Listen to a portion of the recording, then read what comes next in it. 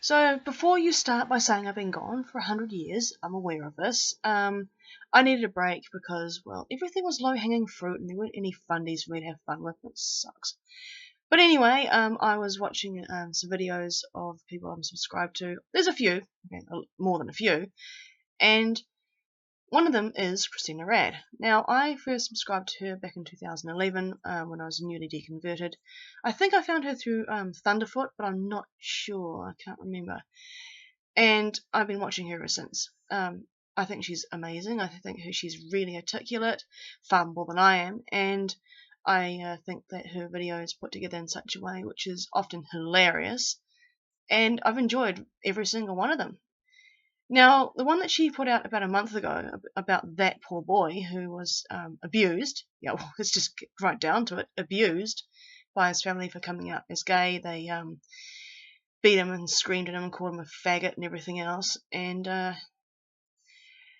he went on, I think his boyfriend actually did a GoFundMe, and he ended up with, I think it was $90,000 at the end of it.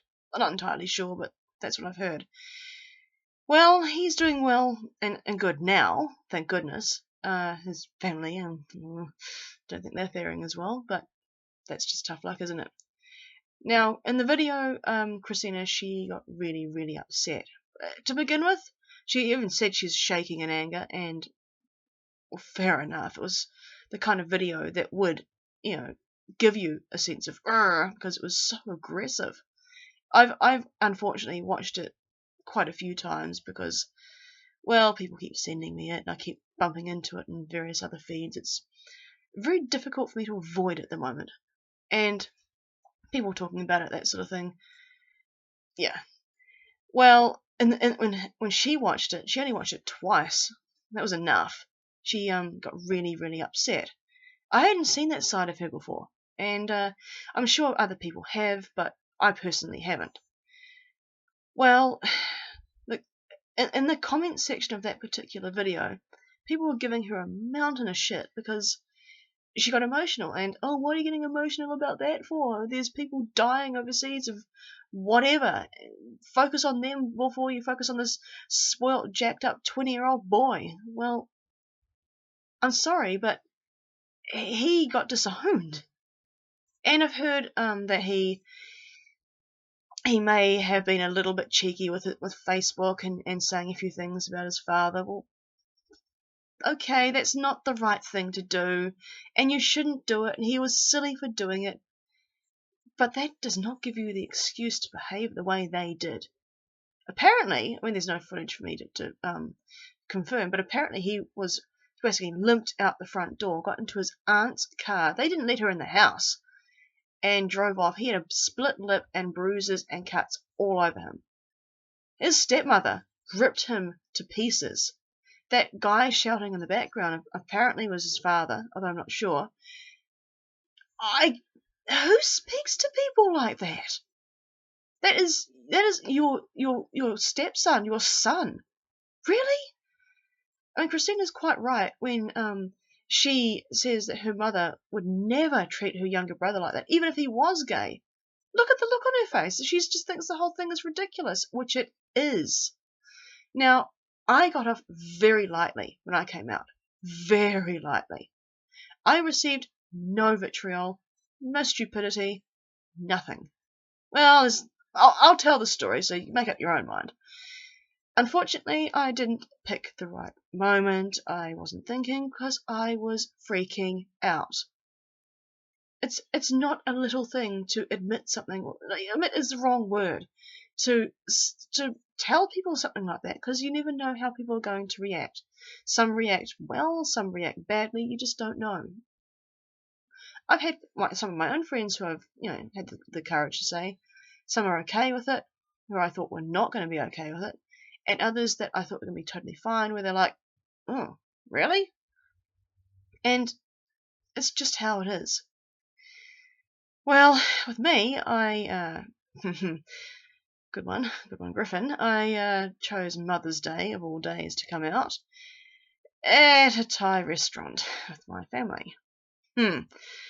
And I remember walking in the front door of the restaurant, I am glad I had my cell phone in my hands for something to do, because my head was going close to the speed of light.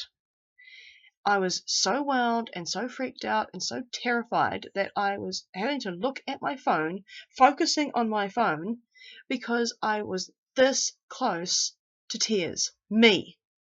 Now, yes, I'm an emotional person, but I'm not a crier. It takes, well, I wouldn't say a significant amount, but I don't generally cry. Now, I sat down, I made a point of sitting at the end of the table nearest the door, because I wanted to be able to make sure, and I had everything in my bag at this point, that if I needed to run like hell, I could.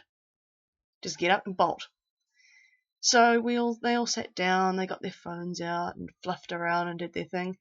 And then I said, guys, I've got something to tell you. And I've got two brothers, both younger. Well, the oldest one said, she's pregnant. And I went, well, no, not that. Kind of gay. Yeah. And they're like, what? What did you say? And so I repeated it. I had to repeat it again for my father because he wasn't listening. Thanks, Dad. And so that's when the questions started. I think my pulse rate at this point would have been around the 200 mark, possibly higher. I don't know. I could feel it, running up both sides of my throat.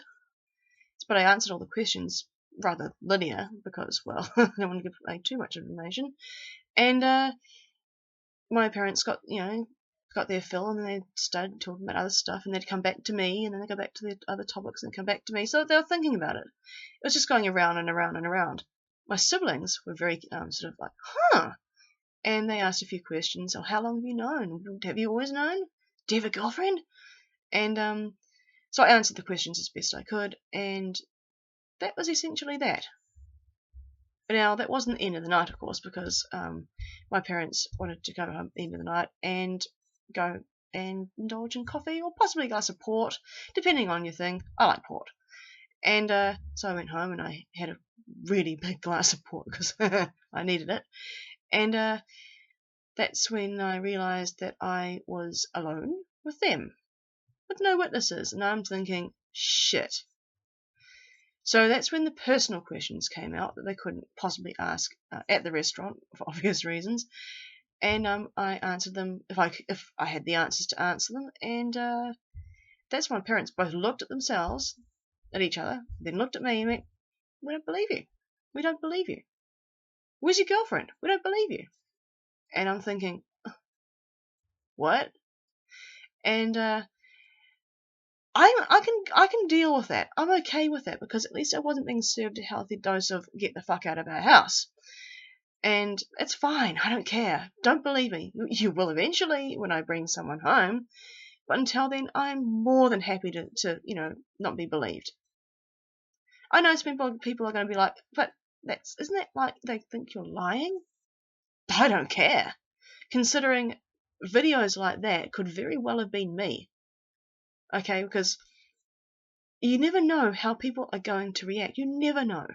I've had some friends who I've thought, here's a great example. Conservative, religious, not fundamentalist, but conservative religious in New Zealand. Good friend that I've known for, gosh, coming up 15 years. And I told him, and he asked a few questions, and he goes, "Oh yeah, well, I'm a conservative male, and oh yeah, da da da, but I can accept you." And I'm thinking, that was easy. And there was another friend of mine who I thought would be quite progressive, and I could actually feel him recoiling, like, okay, cool. That kind of sucked. It's made me hesitant to tell other friends. They may know because friends talk, but I don't think they do. Now I come from a church, and none of them know. I'm not telling them because I know what they will do. They will hunt me down, and they will never let me go, and they will be constantly harassing. I will lose most of them, which might not actually be a bad thing. And I just don't need the drama. I don't need the stress. My work colleagues know. They're okay about it. but I can't help but wonder if they're putting on a professional face. You never know. It's never easy, no matter what the circumstances, is the point I'm trying to make. Some people have had a very easy run, and it doesn't actually matter. A progressive place to live, parents that either don't care or they don't see it as an issue, that sort of thing. And there are people like that, and they are so lucky. Now, a lot of people are not, and they respond in the same fashion that these goons did. And it's a very real fear. It's a horrible thing to witness. And it is unnecessary, and it is disgusting. Everything that Christina said is true. And she got really upset about it, which is fine. She's a good ally. She's a wonderful ally, and I'm thankful, properly thankful, that she's on our side and that she cares enough about us to actually shed a few tears. Don't disparage her for that. She cares. Yeah, we all know there's other things going on in the world that suck, and that everyone else is, thinks that we should worry about that. The little people, the little things, they matter too. That kid matters. That's a human being. I'm a human being. The rest of the LGBT community worldwide, they're human beings. We appreciate as many people that care enough about us to shed a tear. It's great. Don't give a shit for it. Now, if I may take a few moments to personally address Christina. If you do see this video, awesome. If not, then someone just, point her in the right direction, please.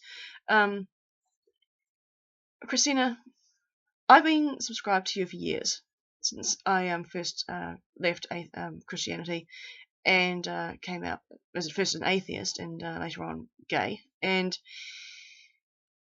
the first thing I noticed about your videos is that you are very articulate and often stingingly hilarious, and that certainly helps. You're an asset to the atheist community, and not just that, you're an asset to the LGBT community as well, because you care about us so much. We really, really appreciate that. A lot of us think you are absolutely fantastic. And we really, really appreciate you. That's what I'm getting at. Thank you for all the videos of support, kind words that you've said, speeches you may have said, debates you've participated in, be it on camera or off, the private messages that you've sent people, if you have, the friendships you've made. I wouldn't be surprised at all. You may not know it. No one may know it except the persons concerned, but you may inadvertently have saved lives. There are people who may have been so stressed out, so upset, so freaked out about either being an atheist in a very unfriendly environment, or gay and atheist in an unfriendly environment. They may have come across your videos, watched them, and have got a zest to keep going, and that is so important. We all know how high the suicide rate is for LGBT. We all do. It's no secret. You very well could have stopped multiple people from finishing themselves. And of that, I am very thankful for you. Don't worry about the people giving you grief about being upset on camera. Don't worry about them. It shows you care about us, and that's good. That's very good. The only thing I ask, don't get too upset. Don't let it ruin your mood. Don't let it make you depressed and unhappy, because you know what? We like the happy Christina. We do. And there's always going to be sadness, but there's also going to be a lot of happiness in the LGBT community. People coming out, finding love, getting married, having everything they've always wanted suddenly be accessible. People like you giving us the thought, the acceptance that we can give ourselves permission to do that is invaluable. You're one among many, but you certainly make us feel very, very good, and of which I thank you very, very much.